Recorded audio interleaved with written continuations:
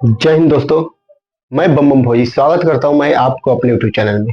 तो साथियों, आज हम बात करेंगे अग्निवीर परमानेंट होने का कितना रास्ता है, सबसे आसान रास्ता क्या क्या है। और आप भर्ती नहीं हुए अग्निवीर में तो आपके लिए बहुत अच्छा सुनहरा मौका बताऊंगा कि क्या क्या आप करोगे तो परमानेंट होने का बहुत अच्छा चांस है। उसमें आप वो जैसे बता रहा हूँ वो चीज आप कर ले रहे हो, आपका हो जा रहा है तो बहुत अच्छा है, नहीं तो फिर जो क्राइटेरिया है, जो प्रोसेस है, उस प्रोसेस से आपको गुजरना पड़ेगा।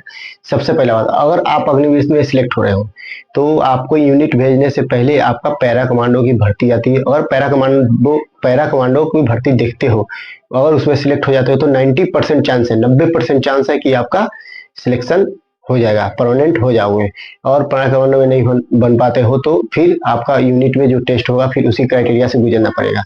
तो अगर आप पैरा कमांडो और थोड़ा सा मेहनत अभी कर लोगे तो पैरा कमांडो में जाना कुछ हार्ड नहीं है, बस ट्रेनिंग थोड़ा टॉप होती है, उससे ज्यादा टॉप नहीं होती है।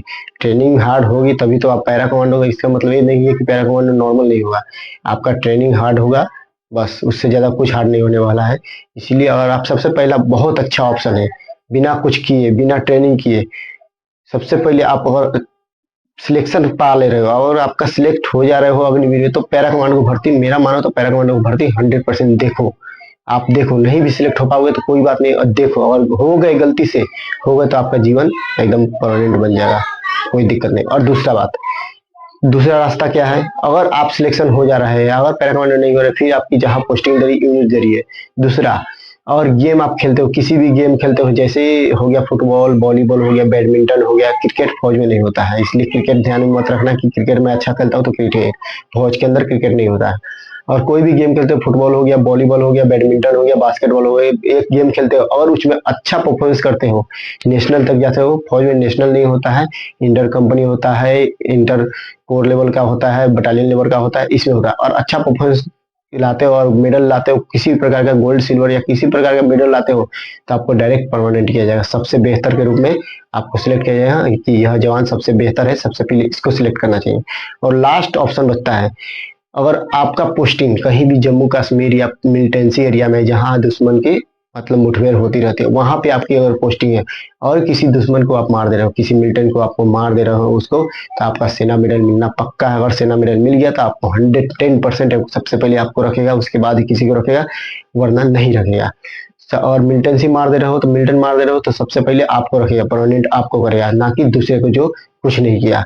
इसीलिए सबसे आसान यह तीन रास्ता परमानेंट होने का, और यह तीनों आप नहीं गुजरना चाह रहे हो तो जो क्राइटेरिया है, जो टेस्ट है, वो टेस्ट देते रहो और पीछे पीछे आते रहो।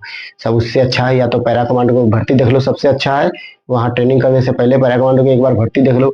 और नहीं तो अगर किसी गेम में अच्छा खेलते हो तो आपकी यूनिट में बहुत सारी गेम होती रहेगी, बहुत सारा गेम होगा, उसमें आप अच्छा परफॉर्मेंस करो, आगे लेवल तक खेलो ताकि आपको सिलेक्ट करें।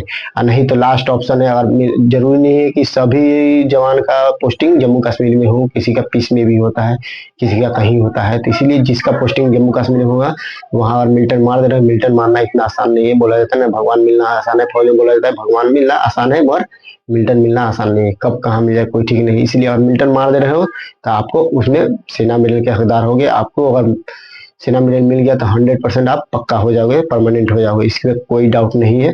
उम्मीद करता हूँ कि आप लोग समझ गए होंगे तो और अच्छे से तैयारी कर रहे होंगे। फिर मिलते हैं अगले वीडियो में, तब तक के लिए जय हिंद, जय भारत।